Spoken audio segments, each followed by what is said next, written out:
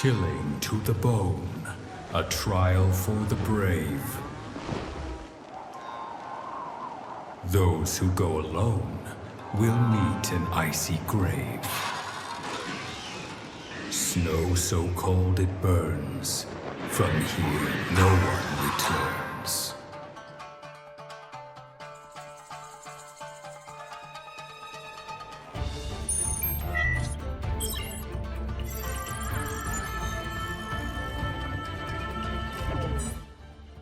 Hey everyone, Pinoy X here once again, back with another Monster Hunter video, and welcome back to another video where we explore the historic events that occur around the locales introduced within Monster Hunter Rise. Now in our previous video, we went ahead and explored the historic events surrounding Shrine Ruins. If you want to go ahead and check out that video, I've gone ahead and put a link in the description below so you can go ahead and check it out for yourself.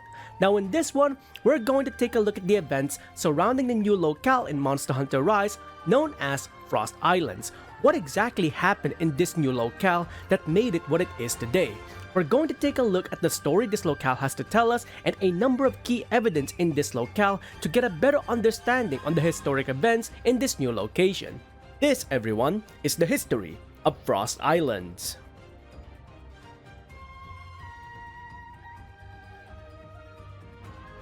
Frost Islands is considered to be one of the few locations in the world where certain monsters would go on a pilgrimage in order to pass away peacefully. However, at the same time, this locale is also considered home to many powerful monsters who would hunt down prey exclusive to this region and would even go into conflict against other powerful monsters in a show of supremacy. What we understand about this locale, however, is that aside from being a graveyard, this location is once considered as a battlefield where man fought against powerful monsters. In fact, certain key landmarks regarding this locale showcases a very strong conflict between man and monster, and both sides suffered catastrophically. What we're about to witness here is the historic event that led up to the conflict between man and monster and the aftermath of this particular conflict. First of all, let's go ahead and take a look at the messages that were left behind by the people who came before us in Frost Islands in order to tell us the story of what exactly happened in this locale many years ago.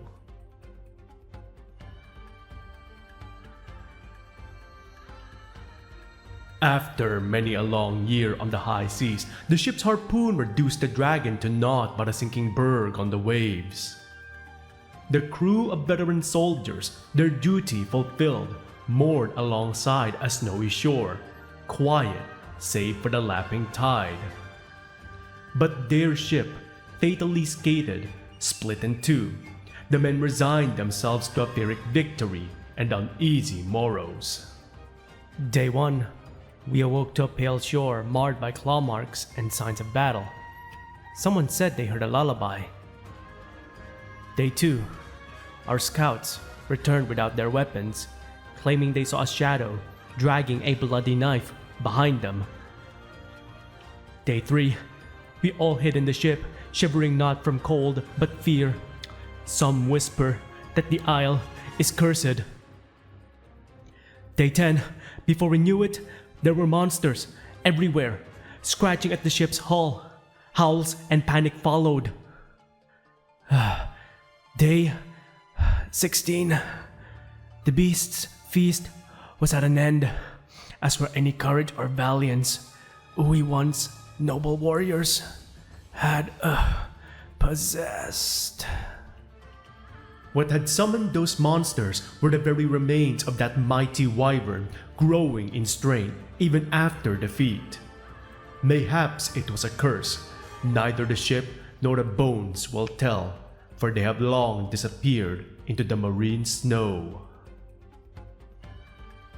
This epic tale, told by the messages left behind within Frost Islands, echoes throughout the entirety of the locale, with evidence of this great battle forming the landmarks we see throughout the isle.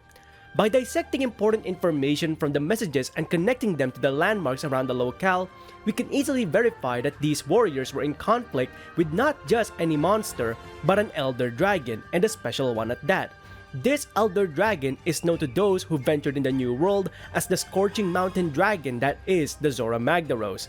These colossal titans are known to gather insurmountable amounts of bioenergy within their bodies, which would eventually culminate to their size. As they age, eventually they will go on a pilgrimage to certain locations across the world in order to pass away peacefully, and their bioenergy would dissipate in a volcanic eruption, benefiting nearby ecosystems and possibly creating new ones. However, at the same time, they can also cause catastrophic disasters should the Zora Magdaros migrate too close to existing ecosystems and pass away. The immense eruption of energy could easily collapse the foundations of any land, causing a disastrous event which could easily destroy an entire continent. Perhaps these valiant warriors took down the Zora Magdaros in a more remote location in order to prevent said disaster from occurring, thus giving them a noble cause.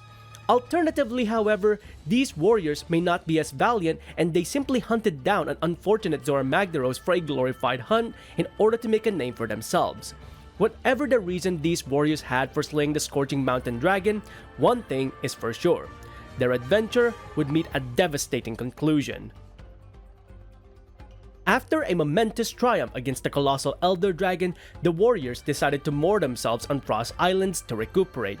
In that short moment of respite, however, they were met with misfortune, as their ship, severely damaged from the fight against the dragon, eventually gives in and splits into two, effectively stranding the warriors with no way of returning home and no possible communication to the rest of the world.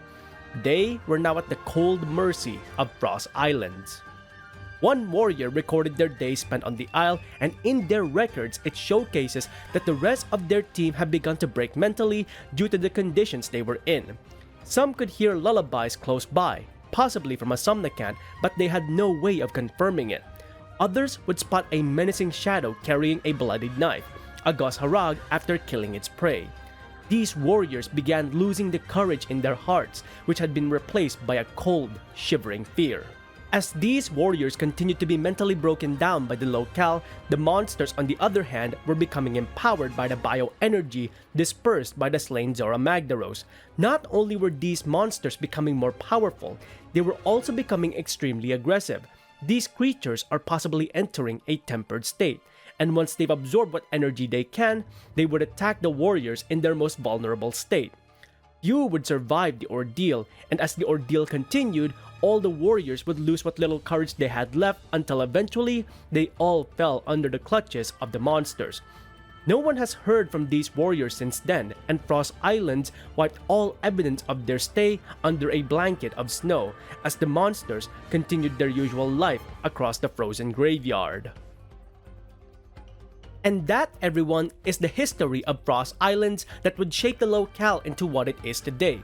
As you can see, by collecting all of the information regarding the island in terms of the messages and connecting the dots with the key landmarks that we can see in this location, we have a much better understanding on the historic events that occurred within this area.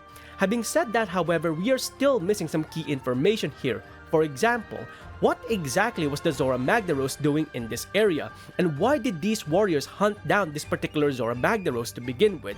These are all questions that remain unanswered because all of the evidence that we would normally need in order to corroborate these informations have now been buried within the snow of Frost Islands. But with all of that being said, what do you think about Frost Islands as of right now as a locale in Monster Hunter Rise and the history behind this location? Let us know in the comments below your thoughts and opinions regarding the entirety of Frost Islands. Now with all of that being said, if you enjoyed these videos, please consider hitting the like on the video itself and subscribing to the channel as well as hitting that bell icon so you can go ahead and catch up on any future Monster Hunter content that I might be doing or any other games that I might be playing in future. Until then, I hope you enjoyed this video, thanks ever so much for watching, and I'll see you next time. Onward and upward.